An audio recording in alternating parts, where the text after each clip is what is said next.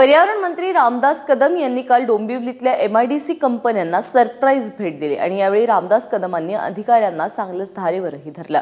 MIDC phase 1 आणि 2 च्या भेटीमध्ये सांडपाण्याची विल्हेवाट योग्य होत नसल्यामुळे रामदास कदमांनी आपली नाराजी व्यक्त केली। काही दिवसांपूर्वीच डोंबिवलीमध्ये प्रोबेस कंपनीच्या बॉयलरमध्ये स्फोट झाला होता।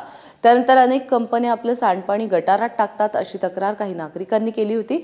त्याच संदर्भात मंत्र्यांनी ही भेट घेतली आहे आणि अधिकाऱ्यांना खडे बोल सुनावले। डोंबिवलीच्या दोन्ही CATPला भेट दिली आणि एक गोष्ट माझ्या लक्षात आली की इथं पाण्याभोवती ज्या पद्धतीनं प्रोसेस करून पाणी खाली जे सोडायला हवे अशा पद्धतीनं पाणी सोडलं जात नाही। अनेक ठिकाणी इथं कंपन्यांचं हवेचं प्रदूषण देखील पाहायला मिळालं, अनेक ठिकाणी पाण्याचं प्रदूषण पाहायला मिळालं। ज्या ज्या गोष्टी आम्हाला इथं अनियमितता आढळली आहे किंवा बेकायदेशीरपणे पाणी इथं सोडल्याचं पाहायला मिळालं आहे, त्या सगळ्या ठिकाणी तातडीनं उद्याच्या 8 दिवसामध्ये कडक कारवाई केली जाईल।